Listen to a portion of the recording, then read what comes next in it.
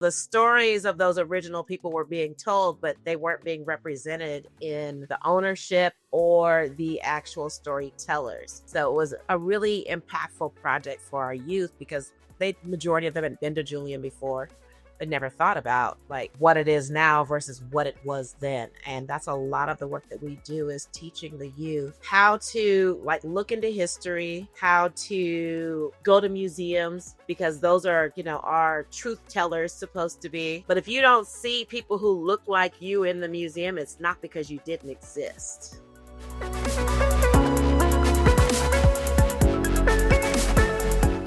Welcome back to another episode of the Pilots of the Caribbean podcast, where we talk about all things drones and how they are being used in the Caribbean. Question for you guys. Have you ever thought about the link between genealogy and drones? Well, my guest today has made that link, and she is doing some amazing work as a result of it. Let me introduce you guys to Miss Shellie Baxter of Our Genetic Legacy. Enjoy. Shelly, McGill, what's going on? Thank you for joining me on this episode of the Pilots of the Caribbean podcast. How are you going? I am well. Thank you for having me. Not a problem. Shelly, how about you introduce yourself to the audience? My name is Shellie Baxter. I'm the CEO and founder of Our Genetic Legacy. We are a nonprofit that is focused on publishing the history of Afro-indigenous populations beyond enslavement and trauma through workforce development and empowering the next generation. So you're doing some important work out here. How is it you found yourself starting a nonprofit? So I was a stay-at-home mom, and my youngest daughter was going into her second semester of high school. So I was going to soon be out of a job. And I had been doing genetic genealogy. So just backtracking some. Ancestry DNA is one of the big companies that does these DNA tests. And the way the commercials are designed, it's like you think if you turn in your sample, you're going to get the results, and like suddenly you're going to know exactly who you are. The lights will dim, the music will play, and the story of your life will play. For Black and people of color, that's not the case, because we weren't, especially as African Americans, we weren't even listed by name in documents pre-1865. I'll say this: the majority were not listed. There were some free people of color.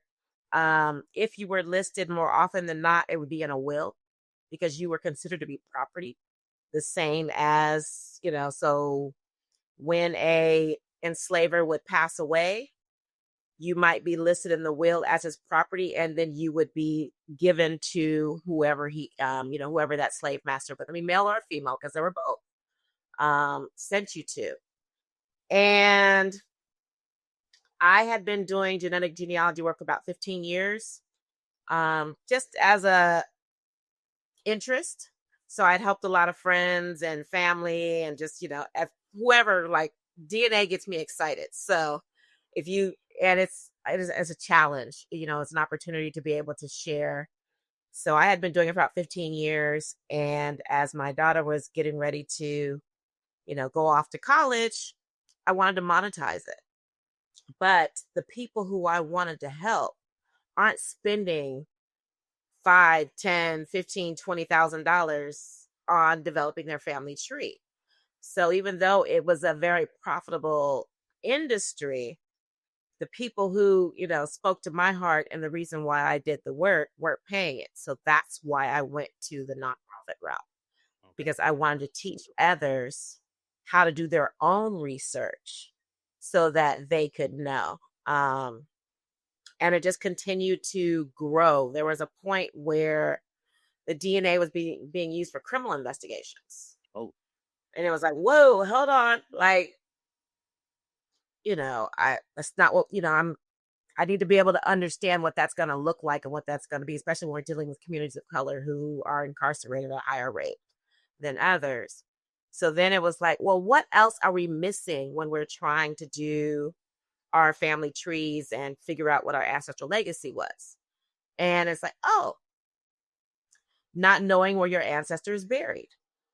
So then I came up with the idea of, oh, I'll get a drone. I'll start mapping these cemeteries, create these virtual cemeteries that people can go visit to learn more about, who their people are. So when I did my beta test so let me back up. I didn't know at that time that drones were more than a toy. Right. It was just like, oh, I'll go to, I might be dating myself. So there used to be a company called Radio Shack. Like that's where the real like high level like hobbyists went to. So in my mind, I'm like, I'll go to Radio Shack and get a good drone and, do this work. As it got closer to time to do my beta test, I started doing some research on which one should I get. And then that's when I learned about licensing and like the costs and like there was this whole industry. And it was like, oh, okay, well, figure it out. So I went to YouTube University for 2 days. Like just everybody knew, like leave her alone. Like I'm just watching videos, studying online. And I went and took the test. I passed, thank God.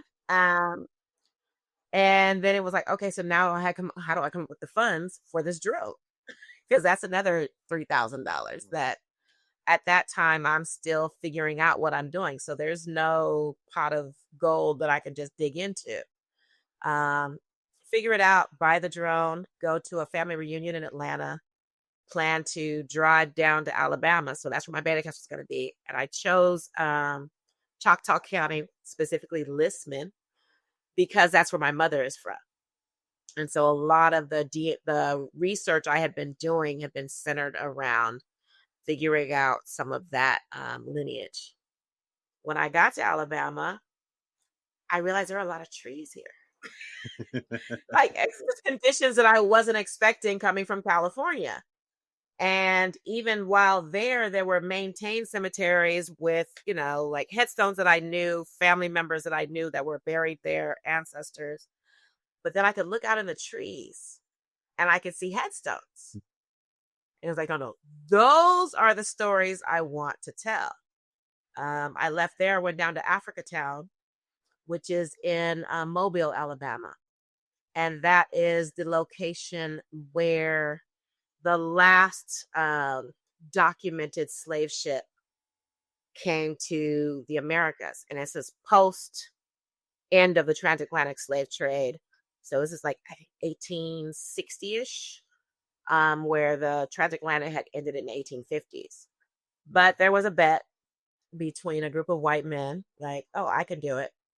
Okay, so he goes under, like, has a whole cover story, ends up going to Africa, brings back 110, I think it's 110, enslaved individuals.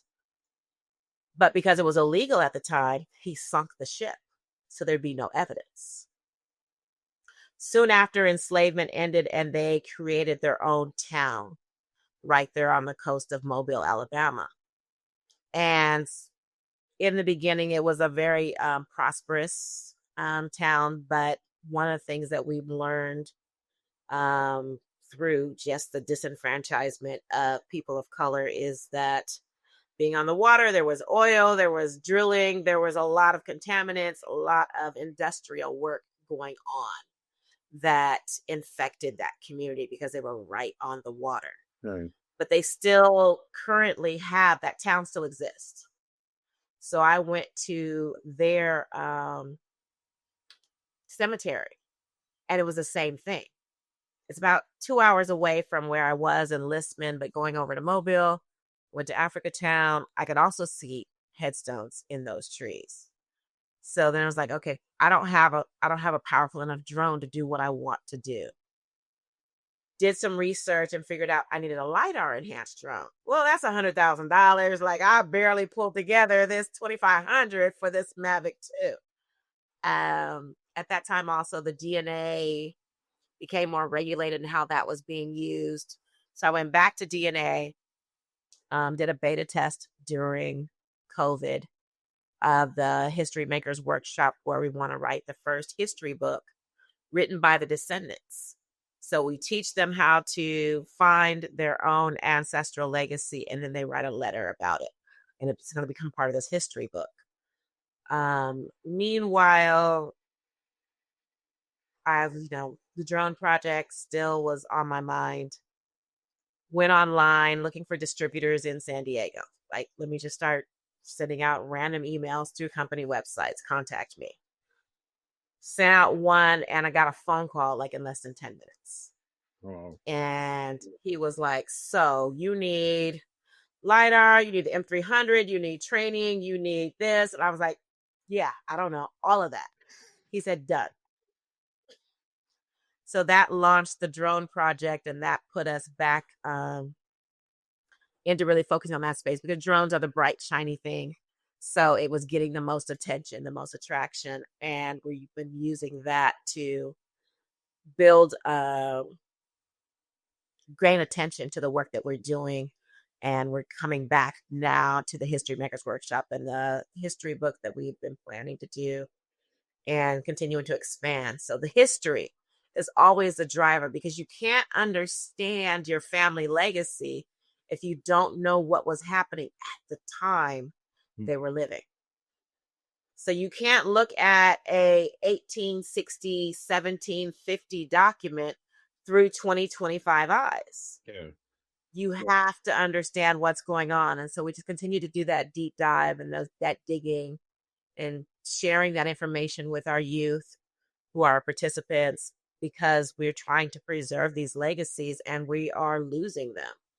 And especially now in America, there's active efforts to erase that history. So we have to empower the next generation with the facts, with the real information. That's the long-winded version. That's right. We here for it. What I want to know is how does someone decide, or what does it feel like going from genealogy and all of that involves that I have no idea about, to now I am picking up a drone and flying it and getting it to do what I need to do, which is not the first step for most persons getting into the drone world? Because it's a tool, because my ultimate, like my lighthouse is the information, the history. So whatever obstacles, whatever things I have to learn to be able to spotlight that history, I'll figure it out. And so that was the path through drones. Like, I don't do drones because I love drones. I do drones because what they're able to do in order to be able to share these stories. And that's one of the tools that I've chosen based on its capabilities. Right. And because of that, I am now, immersed in the drone world. Very much so. And I see out the Phantom 4 as the RTK behind you there. Piece, because it was one of those, like, I don't know why they retired that or didn't do a new version, because that's the workhorse that many people continue to use for mapping and surveying. Yeah. And it's the most photogenic drone. Like, it looks sexy in pictures. Yeah. When people think of drone, that's what they think of, that silhouette. Yeah. Yeah. So it definitely, it's, very much a prop. It does work, but it just seemed fitting for my little back. You started off with the Mavic 2. You have a Phantom. You mentioned the M300. What else have you flown throughout this process? So we fly the Mini a lot. I have a whole fleet of Mini 3s. This is 2022. I think there are Mini 5 now. Mm-hmm. But it's a good compact drone, especially when we started doing international travel. Right. It's under the 100, 250. So a lot of times, you can get good footage without having to do a lot of declarations and go through a lot of red tape that the bigger drones require. So we used the bigger drone more so in our first cohort because we were here in San Diego. Okay. And transport and costs and all of that was easy. When we started going international, it became a bigger issue because, one, it's a lot of money in the belly of a plane that I can't hold on to. It's already hard enough putting it in the air when I can't touch it. But putting in the belly of a plane with everything else has been an issue, in the cost with that. So we've had to learn how to use smaller drones to be able to capture the data, to be able to share the spaces that we want to share. And I'm looking for, more local partners who have the drones, the bigger drones, but we don't have to bring our own every time. And so that's just part of the growing process, Okay. continuing to figure that out and expand on that. So the other drones we have, I have a Neo. We have an M600, so it's 6 props. Like that bad boy is humongous. Uh, like why? It's a big drone. Yep. We have an Inspider, and once we got started, we had a partnership with SDG&E, which is a local gas and electric company, and they are the ones who donated some of the drones, the bigger drones that we have now, Okay. in our fleet, be able to give the participants, that access. So talk to me about the LiDAR aspect of it, because LiDAR is what I would consider, specialty application. So you're not too long into it, and now you're going from, and I'm not exactly sure what the entire time period was, but not too long start flying to specialty application. How was the learning curve look like for that? So the reason why we got into the LiDAR was because it would allow us to see through those trees that I saw in Alabama. It allows us to create an image that is invisible to the naked eye that may indicate burial grounds for formerly enslaved or, just people of color, because oftentimes there'll be, the older burial grounds were family maintained or, like locally maintained. And as cities grew, oftentimes those burial grounds, because they didn't have the traditional markers, they would be paved over and become part of the city. So when we started, our very first mission project was to Julian, California. It's here in San Diego County. It's right outside the border, about an hour away. We started with the cemetery there because currently that area is known for apple pies, snow, and white people. Right. Just when you hear about it, that's what you think about. But what you don't know is that a Black man found gold, which is the reason why Julian even exists. Okay. And because California, San Diego especially, like we are just, I'm 15 minutes away from the border. This is formerly Mexico. Mm-hmm. So there was a fully populated area of indigenous people. Where did they go? So that was our research question. And we mapped Julian Pioneer Cemetery using the LiDAR because we were looking for evidence of unmarked graves. In addition to doing the research using the census records and the stories that we could find that were written to find out what happened to all the Black and brown people who originally inhabited this space. What we learned from the research that we did was that it was a combination of racism and just lack of resources, lack of, the economy couldn't handle all of the people that had come to Julian. It's a small community where, they had the gold, but then the expense of mining the gold, there's primarily white miners. And then when there were just other things going on, there was a exclusion of people of color because it was this, this money grab essentially. And like, we don't want you, like, we can't control you in doing it. Then we don't want you here because we want this gold for ourselves. So as it stands now, it's a historical town that's very old world. So like even at the time that we started the project, I hadn't been to Julian since I was a kid. It's someplace that typically schools will go to for those reasons, to learn about the gold, to learn about the apples. So I didn't really understand the history of it until working in the project and really like deep diving into those historical documents and being able to then go back and realize that there were a lot of stories about people of color that were being sold as a tourism industry, but there were no people of color. So the stories of those original people were being told, but they weren't being represented in the ownership or the actual storytellers.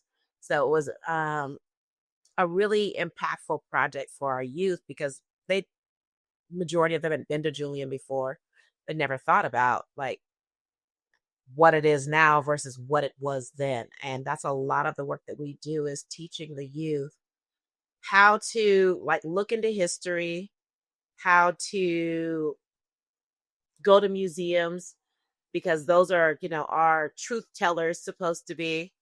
But if you don't see people who look like you in the museum, it's not because you didn't exist. So then it becomes on you to do that research to figure out where were we? What was happening? What was going on? Because we've always been here, and really teaching the youth on how to find those stories and how to connect themselves to those stories. So that's where the genealogy comes in, and teaching people their ancestral legacies, because then you start to see yourself as a part of the history versus just something you're reading about somebody else in a book. Right. You're now a part of that, ongoing and historically speaking. So you mentioned the youth, and you guys have a workforce development program for young women. Tell me about that and how that integrates into the work that our genetic legacy is doing. So it came about because I knew I couldn't do it by myself. Right. In the beginning and starting, I got to Alabama and did all of that, but there are so many sites to research. There's no way I can do it myself. So I know I need to train my own workforce to be able to work and do this work. And so that's where it started. And I started with women because when you do for the least of us, you do for the rest of us, was my philosophy. And even in the drone industry, currently, I think women make up about, I think they're up to 9%. It was like 7, now it's up to 9 of the entire like licensed Part 107 certified community in all of the United States. I don't remember the numbers now, so we'll just be generous and we'll say it's 10,000. Right. In all of the US, there's more than 10,000 within like a 5-block radius of me. And then when you break that down even more to women of color, we're going to guesstimate 1%. Now we're down to 1,000. So this is a great opportunity for these youth to demonstrate their skills, to learn, and to be able to separate themselves from the rest of the applicants because they have this advanced training. And so it really, it didn't start that way, but it just continuously evolved into this, which made sense. Because not only are we restoring ancestral legacy, we're also restoring access to advanced resources in training. And that's what we do with the drones, because there's very few programs in the world that would give a 14-year-old the sticks on an M300 with the LiDAR system and put it in the air. That doesn't exist. Like, where are they doing it? But because of the work and needing to expand the access, that's the route that we went. And it's been very rewarding to see these youth, when their eyes light up, or when you see that light bulb come on, and then you see how they present themselves. We do a lot of, public events. And so they have to be able to answer questions and have those conversations. We do a lot of public speaking work as part of the training that we do. And in the beginning, because we're talking about history, we know that history is told from a white male lens. It's just a fact. It's not even, it just is. But because we are so like tiptoeing around race, people are scared to say that. So seeing the youth start off with like looking back and forth at me when they say it, to a couple months in when, we've had that training and they've got now the evidence is like, oh, history's told from a white male dominated lens. That's like, yes. Right. Not, as a divisive point, but it's a fact. If we pretend like it's not a fact, then we can't ever deal with the issues because we're still pretending. We're still playing. So we have to start playing about what happened and being real about what happened. And it's not an indictment on what's going on now. But in order to not keep repeating those cycles, we have to understand it. So you've been, as a part of the program, you're learning, well, not just general drone skills, but specialized, because now you're learning LiDAR, you're doing public speaking at your public events, you're doing I don't know how much into the genealogy you'll go, but they're exposed to a significant aspect of that as well. And then you and I were talking, and you were telling me about going across the Atlantic. How did that part get added to the project? So initially, we started here in San Diego. We mapped 2 sites. We did the Julian Pioneer Cemetery and Harrison Serenity Ranch. Harrison Serenity Ranch is home of the first Black landowner in San Diego County. And just as doing the work, realizing more and more, like, we got to get to the root. And the root is we have to study enslavement. And we can't do that. We can only do pieces that. We have to go back. We have to go to the motherland. We have to go to Africa to really understand and experience firsthand in modern times while still doing that research. So our first trip was to Ghana. It was an amazing trip. I took 13 girls from here in San Diego. I partnered with another organization, so they brought 8 girls. I had 5 trained pilots.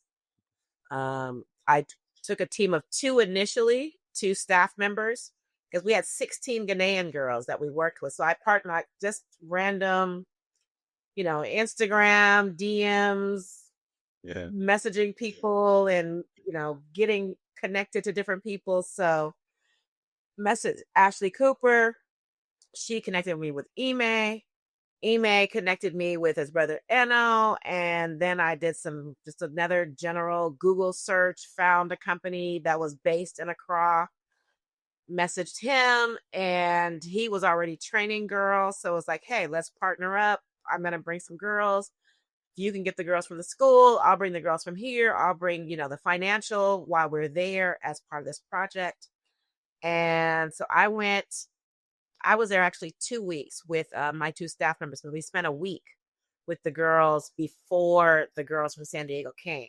Okay. And that was doing the background work, like, introduction to the drones, going to museums, understanding like how to, look for voice in a museum, what voices are being authorized, what ones aren't being told, what stories are being honored, how are they being told, what is how do you feel about it? Where do you fit in this? And what was really shocking to me was that none of these girls had ever been to a museum before. Oh, okay. The 16 girls the 16 that I worked with in Ghana, where here in San Diego or, the United States, you just imagine that like all the, like, as an African American, you imagine that everybody, the Africans who are still living there, like they know, like they're so lucky.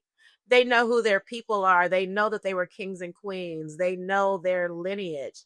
And to find out how strong a system colonization was, because even living in Africa and having always been in Africa, none of them can name all of their grandparents.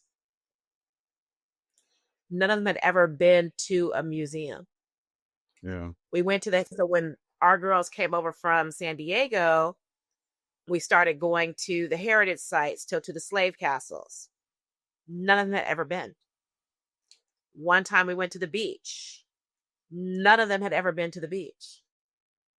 Like these, like things that you just take for granted and are assuming that they are getting the benefit of. Colonization has taught history the same globally and has blocked access globally, not just here in the Americas, but also in Africa, where there are African girls, African people who have never visited any of these sites, have never studied the history, have never thought about it, because they're so focused on capitalism, like, oh, I need to go to school. Like, they're just indoctrinated and put in this bubble that I just didn't have a concept of from here. And so it's been really eye-opening to me and the need for the work that we do, because even in doing that, they were saying, like, I've taught them more about being Ghanaian than they had learned being Ghanaian. Yeah. That's wild. And I was, on my way preparing for it, was thinking like, they're going to be teaching me so much that I didn't, I'm like, what am I bringing to the table? Because I don't want to put it on them to be teaching me. But realizing when I got there, they didn't know. They'd never been taught. Yeah. That's wild. It is. It is. Before we continue, special announcement. We have just launched the Pilots of the Caribbean podcast drone pilot checklist. So whether you are a hobbyist or a commercial operator, this checklist will make sure that you have everything in order before you take off for your next flight. Now, to get the checklist, there's a link in the description, and you sign up and you will receive it in your email. Now, we are also announcing that we'll be launching the Pilots of the Caribbean podcast newsletter in a couple of weeks. So that's coming soon. And once you sign up to receive the checklist, you'll automatically be added to the newsletter listing. Or if you want to sign up for the newsletter, you can head over to the website, pilotsofthecaribbeanpod.com, and there's a form on the homepage where you could submit your name and your email address, and you'll be added to the newsletter list. And I guarantee you, you're not going to want to miss out on that because we have some really good stuff coming at you. So checklist, link in the description. If you just want to sign up for the newsletter, head over to the website and sign up now. Now back to it. So you're over there and you have the girls with you from the different organizations, including yourself. What does that look like? What do you guys do for that period while you're there? So we start off with, I'm always, on the internet. The internet is my friend. So, I'm Googling and reaching out to different organizations. So, like, we're coming is what we're trying to do, how we want to partner. So we partner with one organization. We also partner with the Ghana Girls Guide. So that's like the equivalent in the States of the Girl Scouts. So that was, another place where we got the girls from. We get there. While we're there, the girls actually live with us the entire time. So when we first get there, they come and stay. We stayed at the Garment Girls Guide headquarters, where they had kind of like a youth hostel, dormitory, cabin type situation. So they came there. We took them to museums and started having the conversations, giving them the background of the history of the slave trade, and then going to the museums, seeing the exhibits, understanding what those look like. We also went to go to zip line. We went to one of their sites over there so they could see like what drones can do. Yeah. In addition to giving them, some introductory drone lessons, because in 2 weeks you can't get anybody ready to fly and do all these other activities. So it's just doing some basic operations so that they could, get their hands on the sticks, understand the technology. And then when the girls from the States came, we continued to we had a couple more museums that we went to, but then we started going to the heritage sites. So we went to the slave castles. So literally these 29 girls all experienced this slave castle for the first time together. So the bonding that takes place between them having that experience, just from day one, like there's no cattiness. There's no, like, it was just instant bond, like complete strangers who had never met each other before, met up for the first time, and they're living together in this dormitory situation.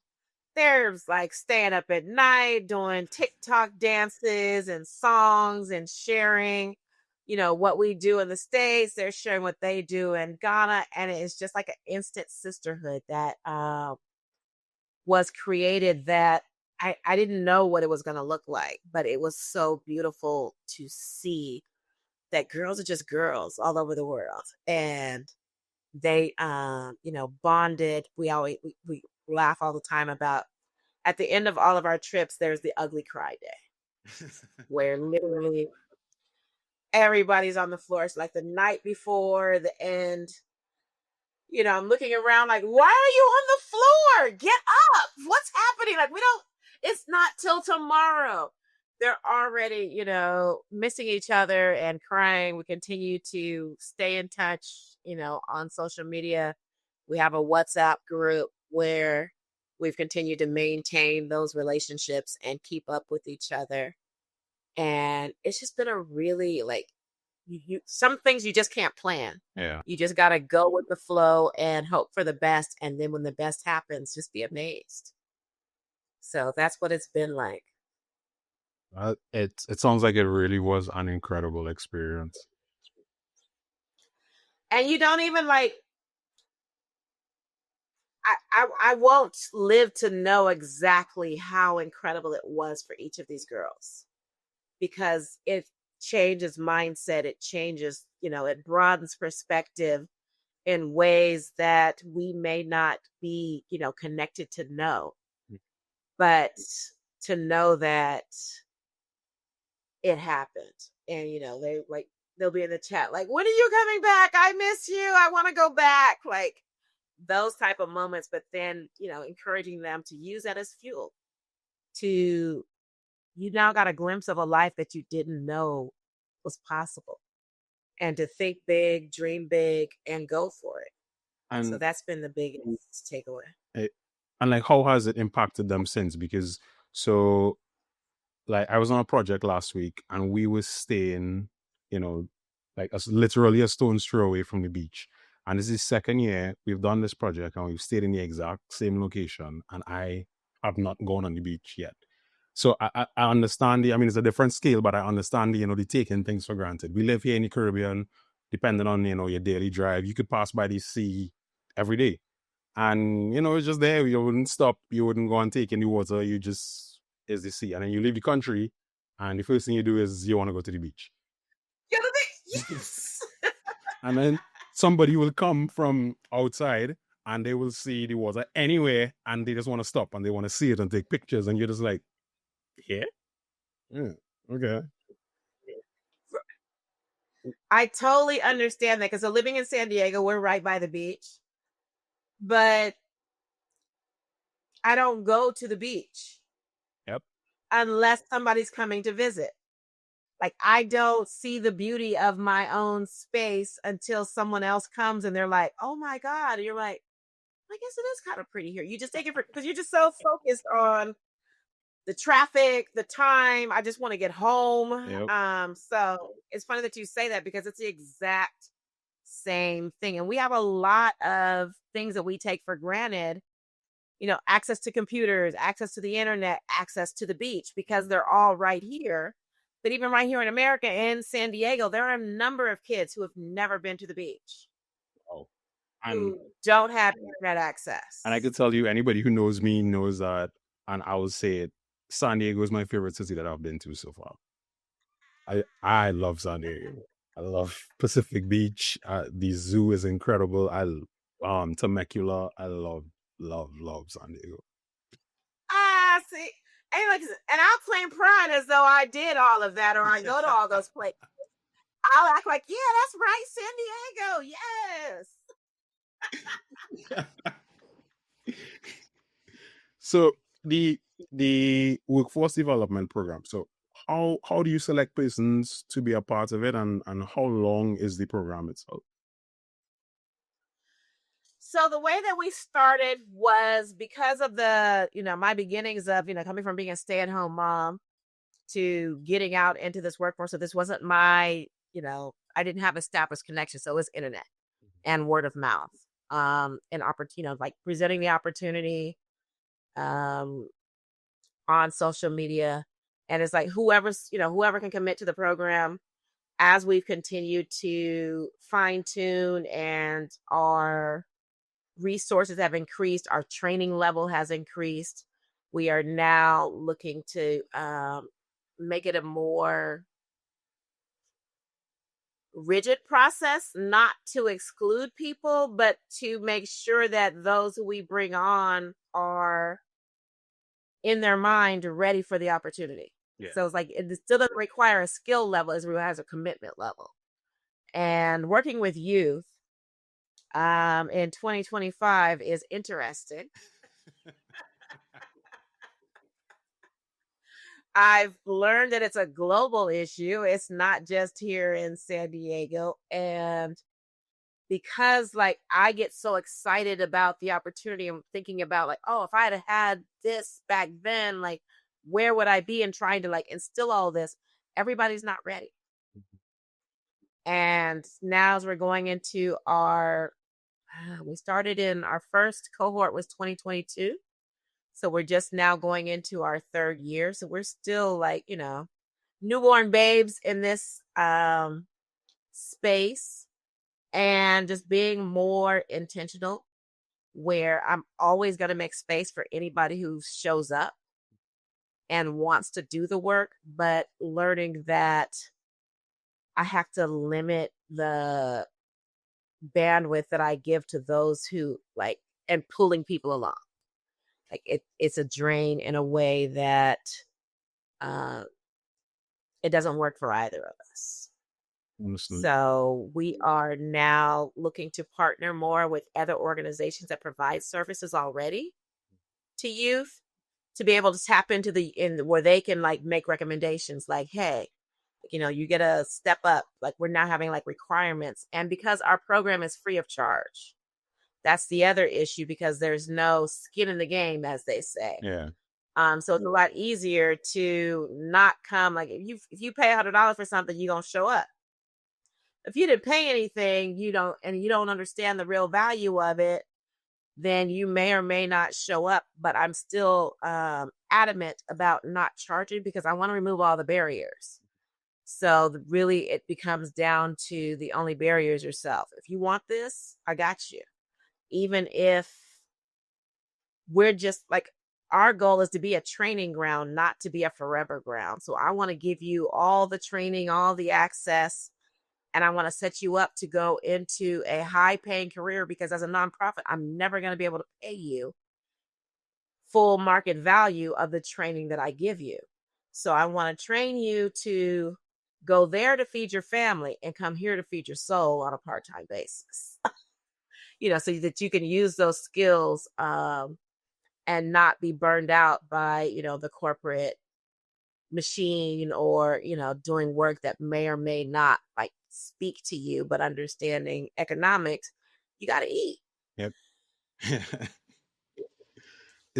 Is there, or has there been like a most memorable or most significant discovery that you guys have made as a part of this journey that you've been on? Yeah, I think the biggest eye opener for me was when we went to Nigeria. I took girls in November. So we had a team of 5, only 4 traveled.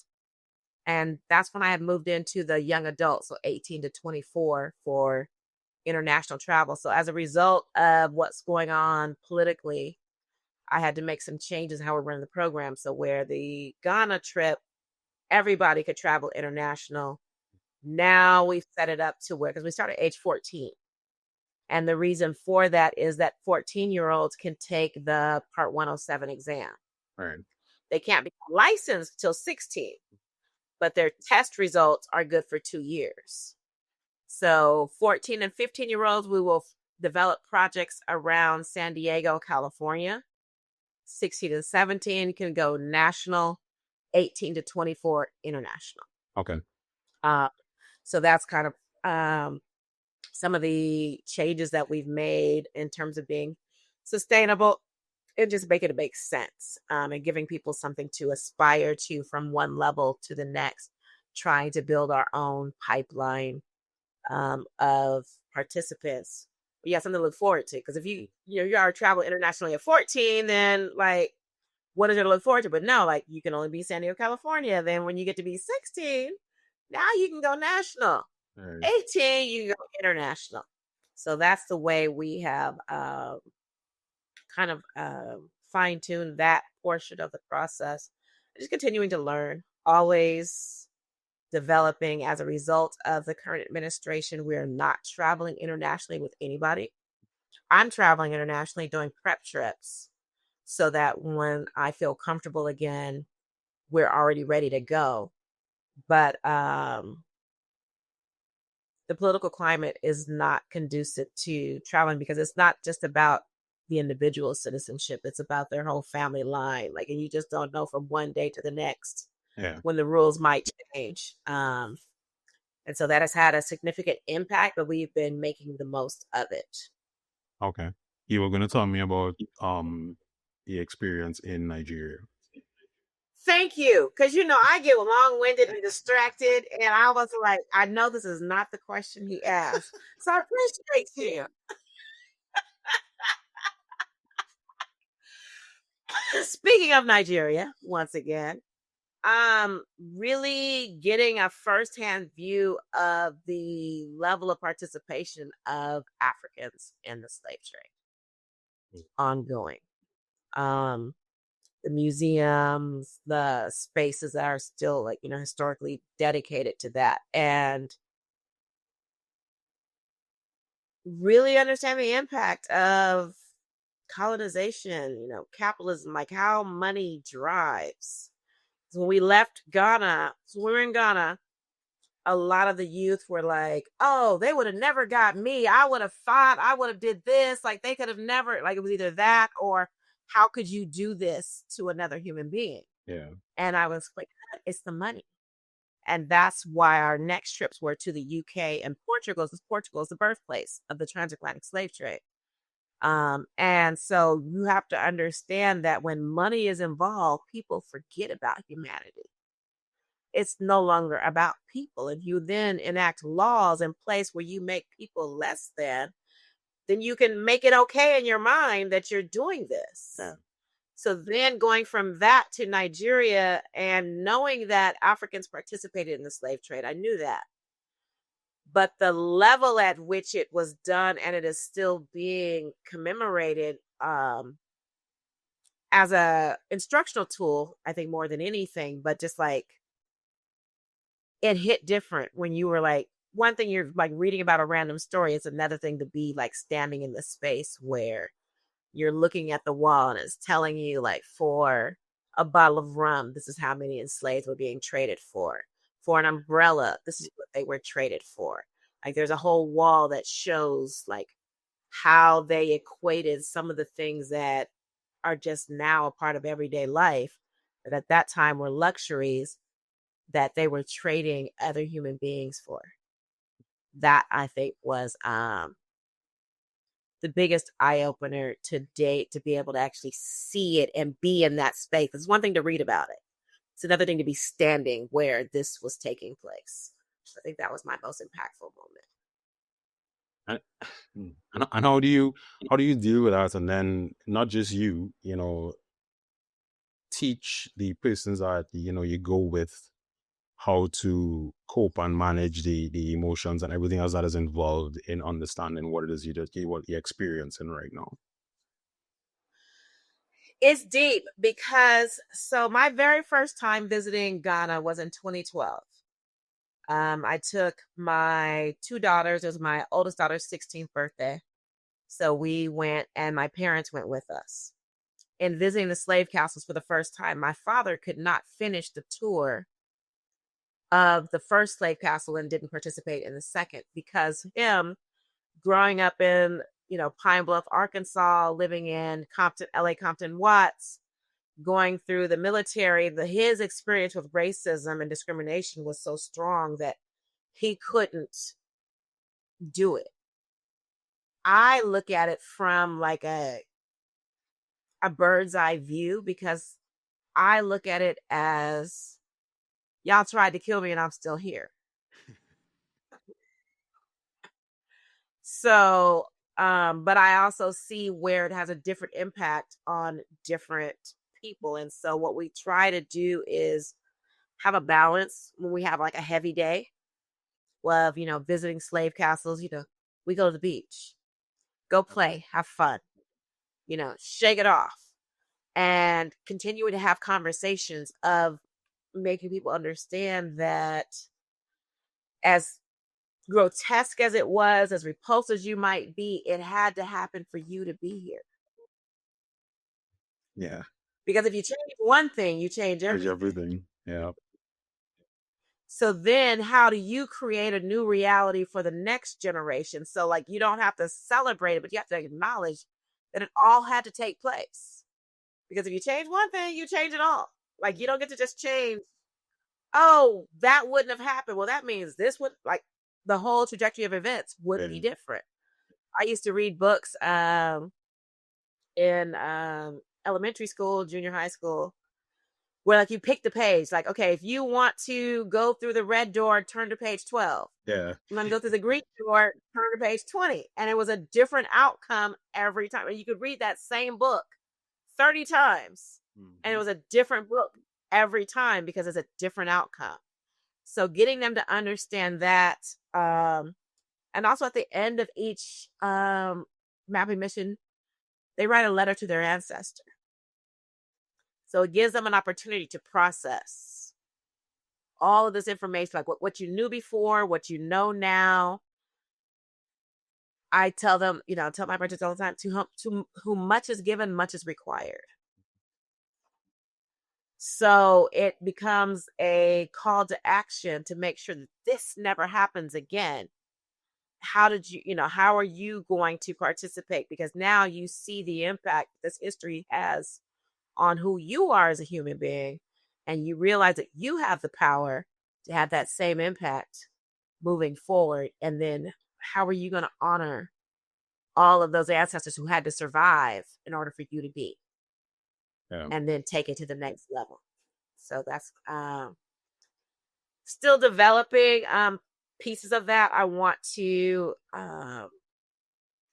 incorporate more professional, mental health providers throughout the process. We just haven't had the funding or ability to do that.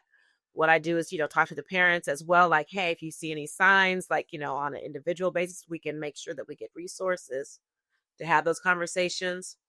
A lot of it is just maintaining the dialogue, having the conversation. How are you feeling? What's going on? Let's talk about it. Let's not bottle it up.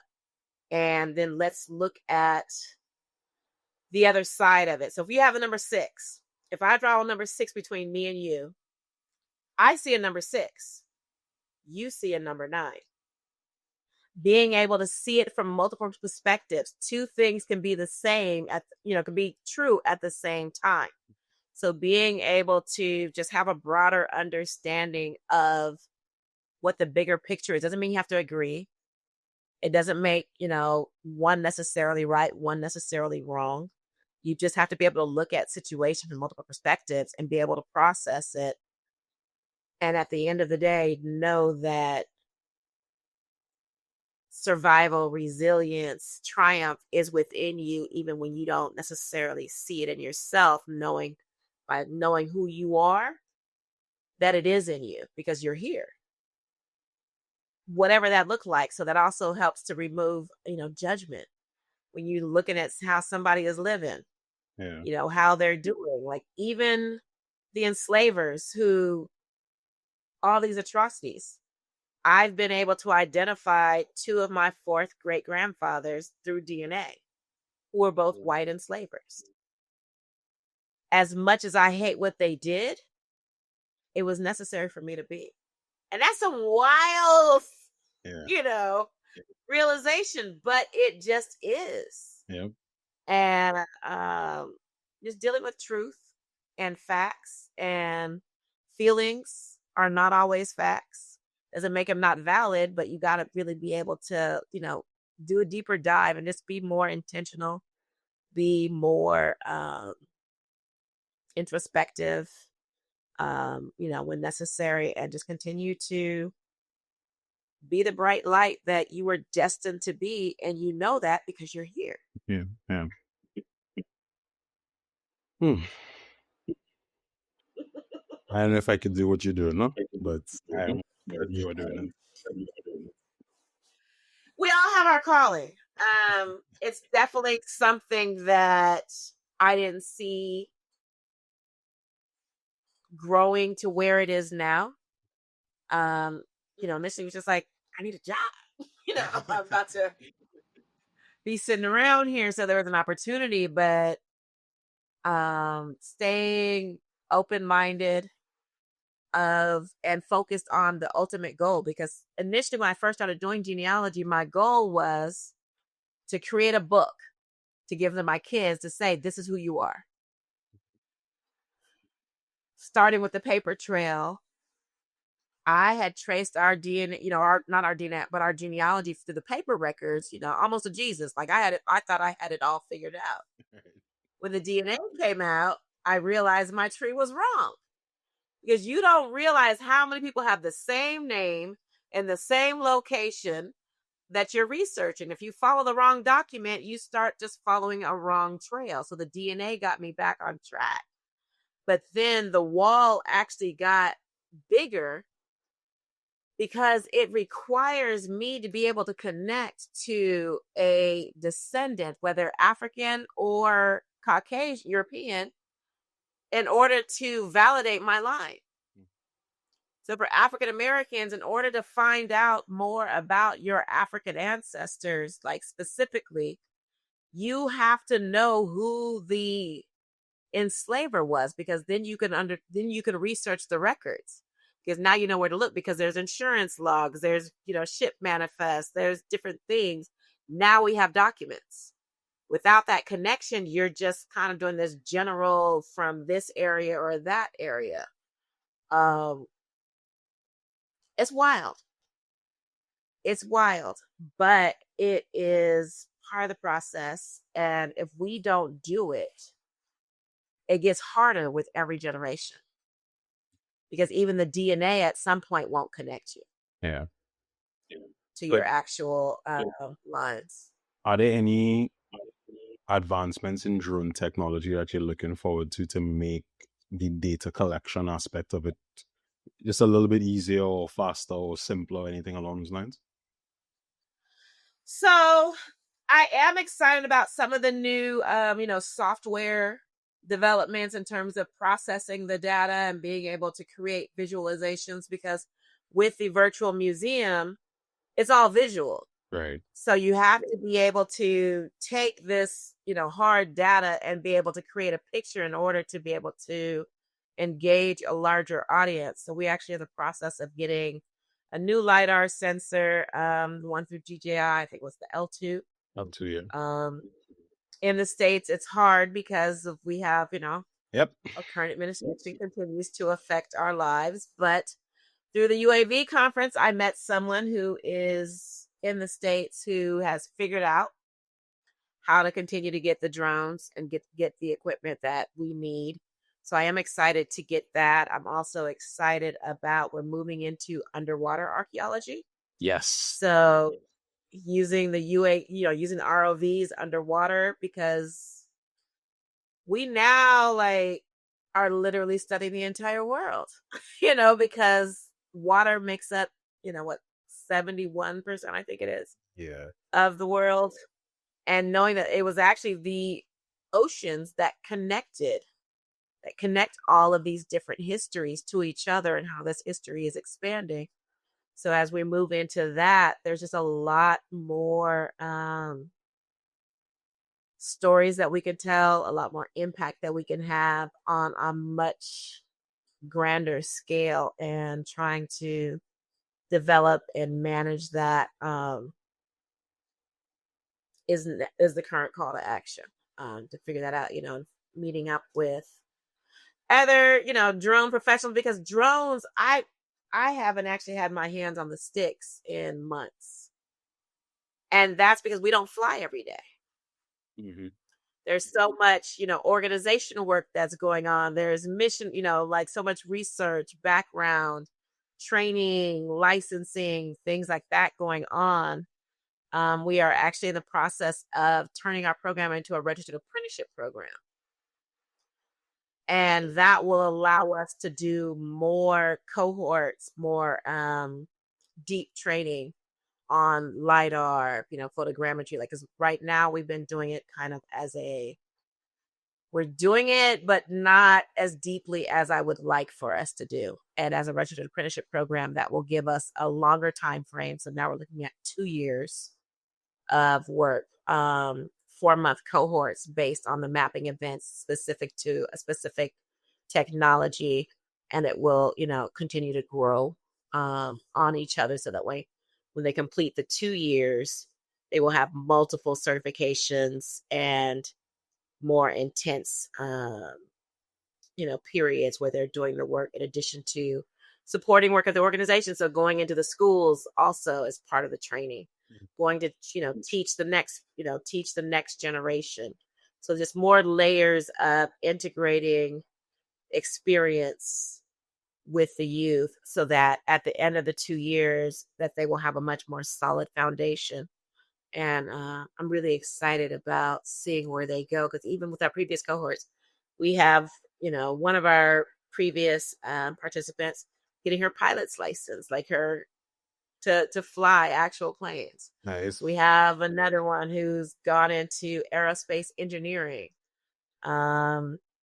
Another who is working with ROTC, and she's doing next level training. So it just opens up doors at such a young age that when it really lights the flame, the opportunities that they're able to take advantage of, like, we're only going into our 3rd year, like, we're just still seeing, there's still so much to see, where I'm really anxious, excited to see 10 years from now where many of these young ladies will be with this initial experience and exposure to something that they didn't think was possible.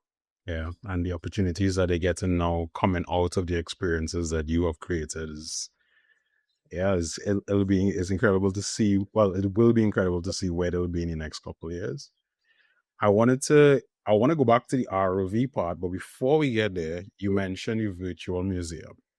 So I want you to go a little more in depth. What is the virtual museum? What is the goal of it? And how are you going about putting it together? So the virtual museum came about as a result of still continue with the genealogy. So every family, they have that one person who knows everything about the things, who you call to find out, wait, where was so-and-so? And wait, who is this? And da-da-da-da. But when that person passes away, they have a house full of information, but nobody knows what it is. It gets thrown away because everyone has their own houses and their own things that they're dealing with. So, you might take the piece that but there's a lot of important information that gets discarded when that person departs. And the museum came about as a way to memorialize that information no matter what. Right. We had to create a space to where we could continue to preserve this information that wasn't contingent upon any individual. So my goal for the organization has always been to build an organization that outlives me. And so as we're going into our 3rd year and really taking this time now that we're not doing as much group travel, to build those systems in place so that it will, if something happens to me tomorrow, it lives on. Somebody else will be able to take up the mantle and be able to continue it on, because the work is that important.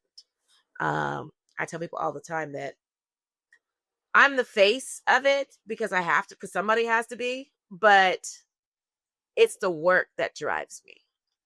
It's the impact that I know that it will have. It is why I believe, this is my calling, to do this work. And it's not about me as an individual. It's just, I'm just crazy enough to put it all together and believe I can do it. But I really, the focus is, the future. When is the museum ready or in stages that you The museum is online, yes. So speaking to the museum, so that's the reason why for the museum.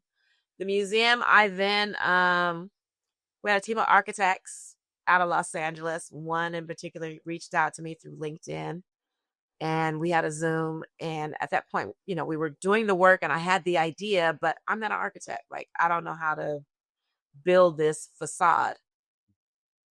Josh Foster, we get on a call and I'm like, hey, here's what I need. Like, I need somebody to build the museum. Like, we have I have the idea. We have the exhibits. Can you do it? He says, I can get a team together. And they did. And so that built it. And then I further wanted to, even though it was a virtual space, I wanted to ground it in a physical space. So it's actually virtual, but physically it looks like It's in a canyon right here in San Diego that is a well-known, under-resourced community, primarily Black and Brown.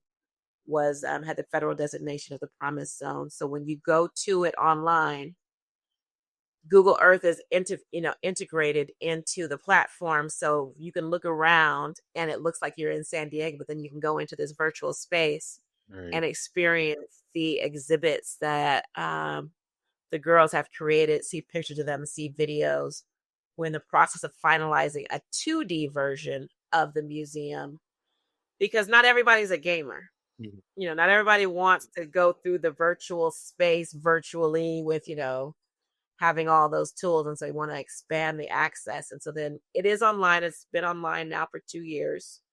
Every year we relaunch it with the work from the previous year. So we just relaunched the end of August with the Nigeria exhibit that we created, a 3D model of an existing structure. So there's an area called Barafu Island. It's also the point of no return in Nigeria. They built a monument there, but it has fallen apart. Like literally, it's just like this rusted out steel structure. The walls, like they didn't even clean it up. Like the walls are still like you can see pieces. In fact, I have a piece here on the ground. So you can see what it was actually constructed of. And so just due to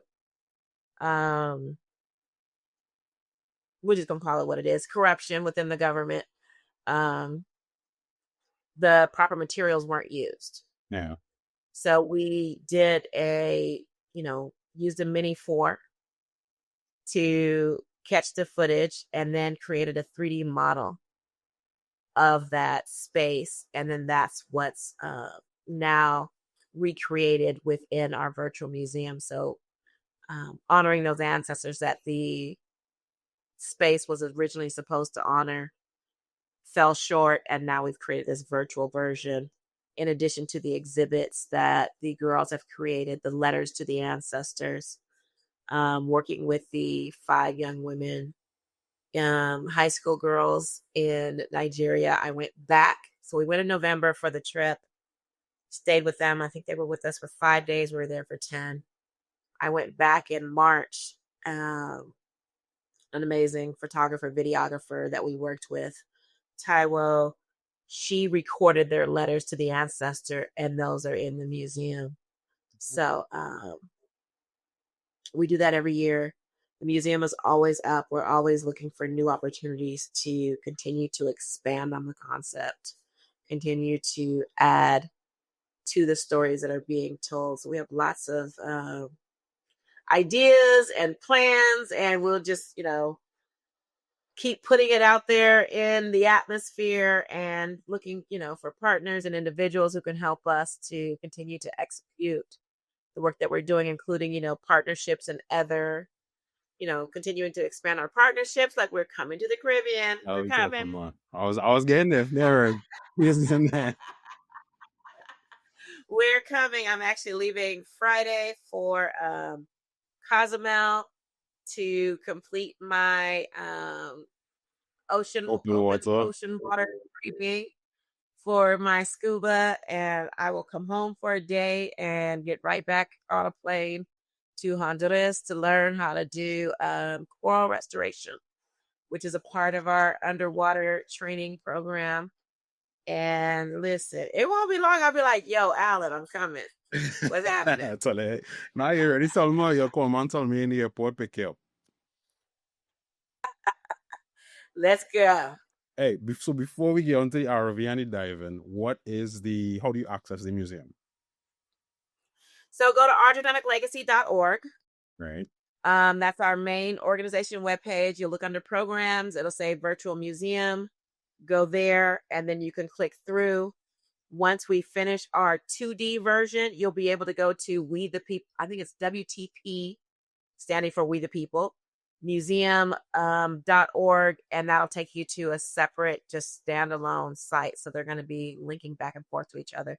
But the best way is just to go to argeneticlegacy.org.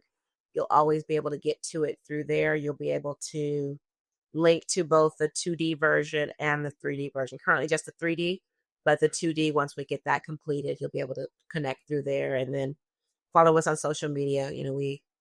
We're Our Genetic Legacy on all the social media platforms. We're primarily IG, Facebook, and LinkedIn, but we always post updates in those spaces as well.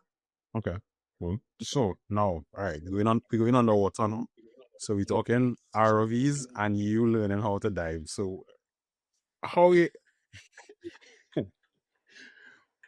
what was the origin behind, okay, we had to go underwater, what we could use to go underwater, how you came up with this part of it now to integrate it? So I had been watching, like I talked to you about, Africa Town, where the Clotilda was recently found. But when I was in Africa Town before the Clotilda was found, it has since been found. So that always fascinated me, the underwater, like the slave ships, because if we're talking about the transatlantic slave trade, water is the majority of the, transatlantic being the key word here. Yeah. But just in building, not getting there yet, always having that in the back of my mind when the current administration came, and the issues with the Chinese manufactured drones, and starting to get to the point where it might really become a legit issue where we don't have access, where my whole fleet, I think I have maybe 2 or 3 non DJI drones, we have to keep working. So let's go underwater. Underwater is unregulated. You don't need a license to operate an underwater ROV. And then there's so much history under there. And then there's other organizations, Divers with a Purpose, Slave Wrecks Project, where they've been finding these sunken slave ships. How do we get in on that? Like, how do we get to start telling those stories to expand on the work that we're doing? So then that's first, it was just underwater ROVs, but because, always gotta go bigger. You can't just do stuff regular. Like, oh, they're divers too. Okay. Now, mind you, I have the ability to, swim to save my life long as it's in a pool. All right. Swimming in the ocean was never, a dream of mine beyond, like, I wanted to one day go on a vacation and jump off the yacht and, like, float, like, da-da-da. I thought that was so, like, that, I want to do that.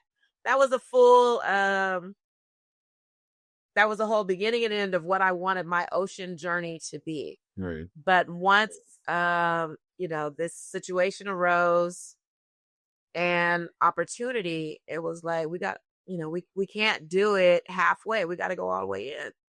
So that starts with me as the head of the organization.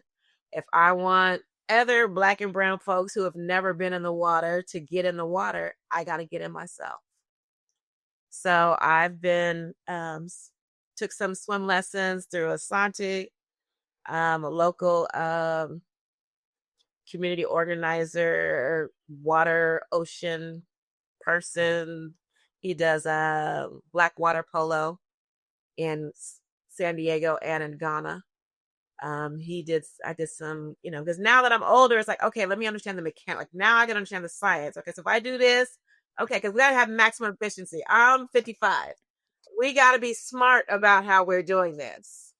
So did some lessons with him, then started really like working out in the pool in July and started the, dive training. It was not a straight road in the beginning because it's like you got to overcome your fears because it's just counterintuitive to go underwater because like that just means you're going to die because you can't breathe underwater. And breathe, yeah. Like, what does that look like? I've skydived before and that makes more sense to me at the time than it did to go underwater.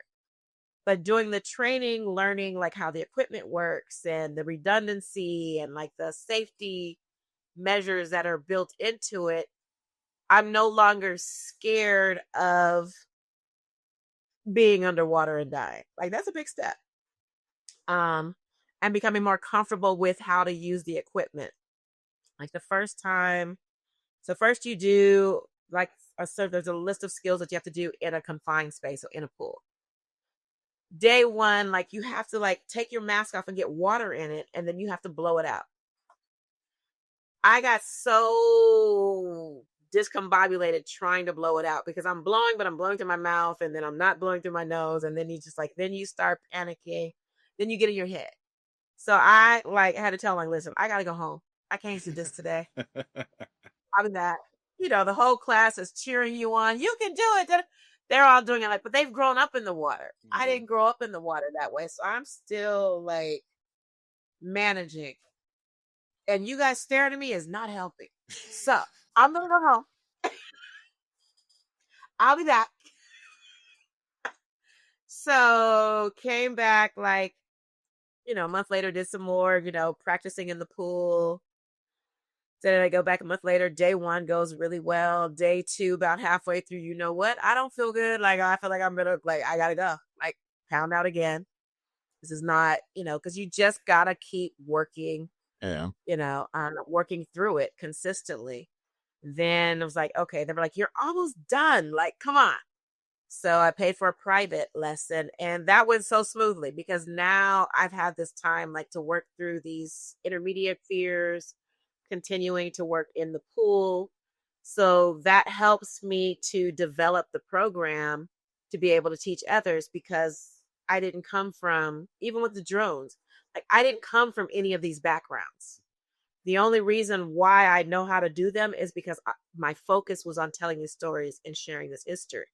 So I don't let these things be my roadblock, including becoming a scuba diver at 55. So my mother, who is nervous, my kids who are like, what are you doing? Like they're proud, but scared. And then I'm going to fly to Cozumel on Friday. So I'm not even going to be home to do it. I'm going to go down to Mexico. And that's also part of the learning process because you can get certified here in San Diego and not leave, but they have to swim out 600 meters. So the company that I was working with, they do a swim out. It's not boat dives. Right. So you have to swim out 600 meters, dive, come back up, swim back 600 meters, change out your tank, swim back out 600 meters, dive, swim back, and then do it again the next day. No, thank you. I'm going to go to Cozumel and then not only that, and you have to do it in a 7mm wetsuit because it's cold here. Yep. And the water is cloudy. So you may or may not be like, it's just like all of these things for a beginning diver who is really new to this water world. Yeah, I'm not doing that. I want to fly to Cozumel where the water is pretty blue. I'm going to get on a boat.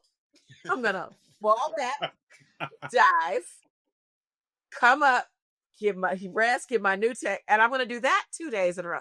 That sounds like something that I can succeed at without, and then just, continue to build up as we're doing other work, underwater ROV or scuba here in San Diego, but just really figuring out what it looks like in terms of how to be able to train, another generation of Black and brown divers. Is always our focus, is to provide these resources to those who have not been provided this access. Oftentimes it's just due lack of it sounds crazy. Why would you go underwater? Like my friends are like, I love this for you. I'm glad you like it. But that don't make no sense to me. Like they want to go on dive trips, but they don't want to go in the water. They want to be on the boat with the camera. So, and the reason for the diving and the ROVs is to collect, because we're talking about hundreds of years have passed since these ships have been in the water. So, what sort of conditioning and what can you expect to collect data to collect from them now? So from what I have seen from other organizations who are finding the sunken ships, a lot of it is, it'll be like, deep in the sand, like, you can't even see the whole thing or it's broken apart. But for me, it's a lot of it's just memorializing the space. Those, that spirit that's in there, like learning what you can from it and using the tools, like, so the underwater ROV, especially here in San Diego, California, this is formerly Kumi Island. This wasn't always America. This was once, Mexico, the Kumeyaay, the indigenous people that lived here who used these waterways. We can now use the underwater ROVs to explore more of the underwater world. What's there, we may or may not actually find any artifacts, but we can still honor the space. And then that data can be used for other things. So we're always, especially in the marine science space, looking for ways that the data that we collect can be used to take it to the next level, because we're collecting it just to create a visual of the space and to bring attention. But if we're already, using sonar, we're using underwater ROV, like, you need a water sample, you need this, you're someplace else and you could be able to use this for that. And we're able to incorporate some of those collection techniques into the work that we do. It gives our youth the experience, and it shares the data to be able to take it to that next research level that we're not doing, and opening those doors and contributing to projects bigger than or equally as big to the work that we're doing. Pilots of the Caribbean podcast audience, October 21st and 22nd, we are headed to the largest drone show in Florida, and that is none other than Elevate UAV 2025, presented by Drone Nerds. So make sure to come out, grab your tickets, and take in the live demos. So this is not just seeing the drones on display, this is actually being able to see them in operation, talk to the manufacturers, get your questions answered, and so much more. So that's October 21st and 22nd. We head into Miami, Florida. And for the Pilots of the Caribbean podcast audience, we have a 75% discount code. That's Caribbean75. So link in the description and get 75% off your tickets. Now, with that 75% off, I'm not saying that you have to buy a VIP ticket, but make sure you get a VIP ticket. And I will see you in Miami October 21st and 22nd, Elevate UAV 2025. Peace. So now we get to, so you're doing the drones, you're getting into the ROV space, you get into the diving space, and all of these things now bringing you towards when are you coming to the Caribbean? And because the Caribbean as a region has played a very large role in the transatlantic slave trade. So we have all the islands with all their different perspectives and histories on it. What will it take to get our genetic legacy here? So for anybody listening, if anybody's looking to donate to the NGO, sponsor it, reach out to you, become part of the project, what does that look like? The biggest thing is just, forming reaching out, like, hey, because in studying the, transatlantic slave trade, that means we can go anywhere in the world. And yes, the Caribbean was a huge, stopping point along that way. So there's a lot of influence there. So we always try to partner with organizations that already provide drone training. Ideally, it would be, to youth. So they already have established connections with, the youth, so that we don't have to do as much, recreating the wheel. So any organization that's providing, STEAM opportunities, drone opportunities, that's ideal. That the housing, like we'll make it up. Like, you just got to reach out if you're interested and you're in a space, in the Caribbean or really anywhere in the world where there's history, because we can find history anywhere. A lot of it has to do with the, putting in terms of the opportunity, and then we can work together to figure out, what that funding looks like, how we, logistics, where we're going to stay, because there's now a whole nother level of trip, mission planning that comes into it, time of year, number of students that we can accommodate, space that we can live while we're there, doing the research, access to the museums, preferably if we can get, some behind the scenes tours and, information that might not be necessarily commonly available. Those are always ideal, working with universities, it's wide open. So it's just like, if it sounds interesting and it's something that you want to do, reach out and we will figure it out, because it's just really a matter of, bringing the energy and we'll figure the rest out. Everything works out the way that it's supposed to. And, just having the willingness to collaborate and partner and really believing in the work and the mission and the importance. And as long as all those things align, everything else can be figured out. Yeah, and you realize that all the things that you've been doing so far, bringing you towards the Caribbean, because you did the just the drone side, and now you're adding the underwater side to it. And hey, that's where you need to come down here and get the full experience. You got to be over the water and under it as well. We're coming. So, Alan, you and I, we're going to put together a cohort. Timing will be key, because if we're going to integrate air and underwater, it's two different groups. So we got to figure out, where we're going to map. But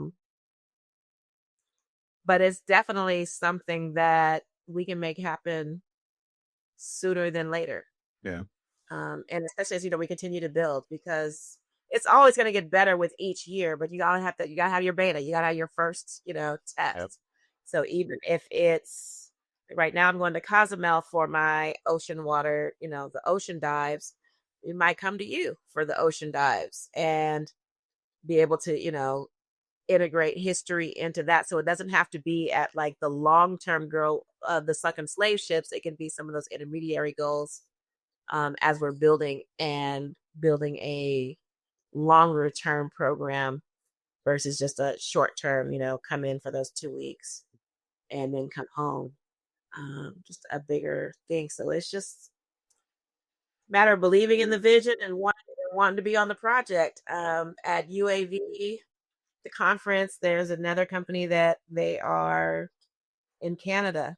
They're using the LiDAR to find the burial grounds of Indigenous people who were stolen from their land and taken to the residential schools. Okay. So we're looking to, build partnerships with them. So any way that we can support work that's already being done that aligns with what we're doing here is always has, I think, the greatest long-term impact, because the work continues and the systems are set up. But even for the short term, it still has significant impact. And we're looking to just go. Any advice to persons or organizations who are looking at this and, want to follow in a similar path? What advice do you have for them based on, all the things that you've seen and been through? Focus on your lighthouse, your why. Whatever your why is, it has to be the big picture, and everything you do has to feed to that why. And sometimes, it's tedious. Like I tell people all the time, even when I hate it, I love it. So the parts of the business that drive me mad, I love, because of the why. I know it's a necessary step to the work that we're doing. And don't put a limit to your dreams, your thoughts. Don't just live in the bubble that you know, because you personally don't have to know everything. You can be the visionary, and then you have to find the people who can execute those different pieces. So don't limit it to your own self-knowledge. Just idealistically, what would it look like? Wouldn't this be cool? Wouldn't this be great if? And then break it down to the steps. Reach out to the people who can help you to facilitate. And my dad used to always say, a closed mouth don't get fed. So you gotta speak up. You have to put it out there for people to, even if they think it's wild. When I first started, my family were like, wait, well, you know what? Okay, so how is that gonna make money? How are you going to live off of that? How is that going to do? And even then it was like, well, it's going to do XYZ. Still not knowing what XYZ was going to look like. It was the XYZ I had now. with each step. And, so by staying focused on the bigger picture, you can pivot in the meantime. You know what I mean? Like, don't get so stuck in your ways that you're like, no, this is it, unless you've tried, true, and tested. Because if it feeds the bigger picture, then that means you have to be able to, because roadblocks pop up all the time. How you thought it was going to look or what you thought was going to work. And then when it doesn't work, you can choose to get stuck in not working, or, okay, so what did work? What didn't work? Okay, how could I make this better? You have to constantly be willing to push yourself. And, as you know more, you know better, you do better. And being really transparent with the communities that you're working with. I think that's been one of our greatest strengths. As I tell people all the time, I don't know what I'm doing, but I'm gonna keep doing it. I'm gonna figure it out, like one way or another. And people believe me for whatever reason. Like, she don't figure it out. And that's really where your passion. If you're just doing it for show, or if you're not doing it for your own inner like bigger picture reasons, it resonates with people. They can tell, because then you sound like you're just doing a QVC commercial versus like you really are invested in doing this for a bigger picture. And that's what people buy into, and that's where you're going to get the most traction from. So really figuring out like what is your why. Like, if you say like, oh, I love to do drones, why? Oh, I love to do this, why? Because it's that why that's going to be, that needs to be the head of all of your movements. And just never give up. And sometimes you gotta plant seeds today to harvest later. So sometimes you'll do things where it doesn't seem like it's paying off, but stay consistent, and the harvest will come. So speaking of that, things that you plant now to the harvest later. So I've one question that I've started asking to all the guests that come on the podcast, and everybody has their different experiences and backgrounds. So the responses to the questions have always been very interesting, and I want to pose it to you now. And I'm very interested to hear your response to it based on how and where you started and where you are now. So, what is the one thing that you wish you knew about? I don't even want to say the drone space, because it's not just drones, but the space that you are in now before you started.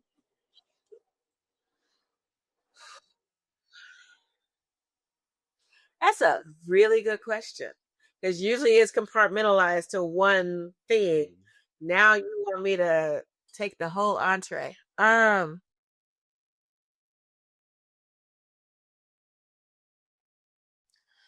I wish that I had known more about just business in general, and like being organized and systematic, where I'm kind of like, ooh, an idea, and I'm just going in like, oh wait, there's a squirrel. Like, oh wait, hold on, like all over the place, like being able to stay focused, and single-minded, but at the same time, that's also my superpower. You know what I mean? So it's like a catch-22 in staying in your bubble and being outside of your bubble. So, okay, back to your question, because I get distracted. You good? The one thing I wish I knew.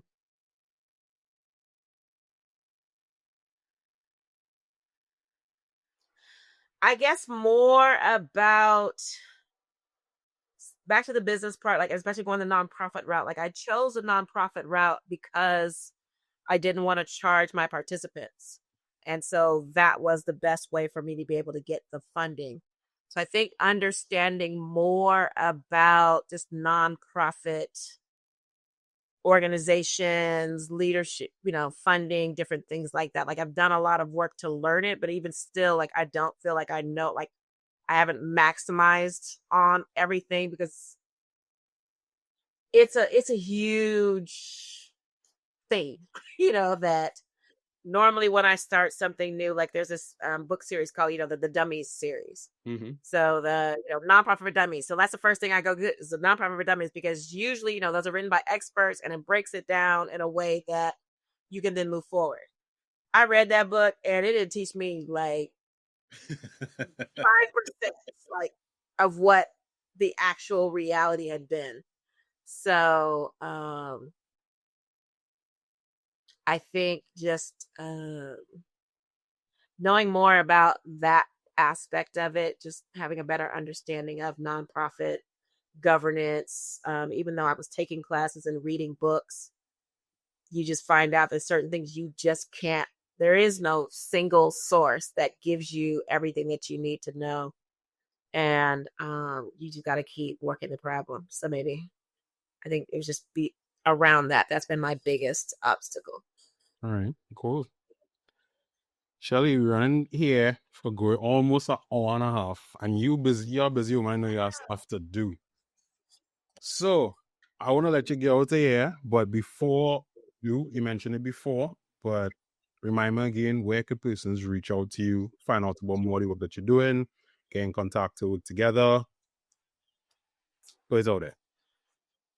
So Our Genetic Legacy, OurGeneticLegacy, ourgeneticlegacy.org. That is our website. So our Facebook, Instagram, LinkedIn links are on there, as well as information about all of our programs, links to the virtual museum. So that is our main space that you can find us. And then on social media, Our Genetic Legacy on the three major platforms that we participate in. We keep talking about we're going to do TikTok and some of these others, but we're not there. Instagram, Facebook, LinkedIn, we keep those updated. Email access is through those, but also Shelly, Shellie, at ourgeneticlegacy.org by email. We're always looking for new opportunities, new partnerships, new collaborations. And it doesn't require always that we come from here. Like, we can teach you how to do it because there's so much history. There's so many stories. And so there's also opportunity to train others on how to do the work in other spaces, other countries, other locations, that just being able to use our model and then be able to also use the platform through the virtual museum that we created to be able to share that work. So we're very collaborative, partnership minded. We understand that there's just more stories that we can tell. So there really is no competition in the space because we're all trying to tell these stories. And so there's more ways that we can expand access to be able to, use this platform and to be able to grow it. We're down for.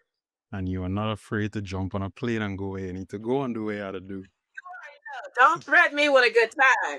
I used to keep my passport at home. It is now part of my wallet. I have my passport, my birth certificate, my shop records, and all my ID with me at all times, everywhere I go. So you're ready. I go fast. Just don't throw me with a good time. Hey, Shelly, thank you very much for joining me on this episode of the Pilots of the Caribbean podcast. It has been a pleasure. Thank you for having me, and I look forward to working with you some more in the future. Me too. Take care. Thanks again. All right. Bye-bye.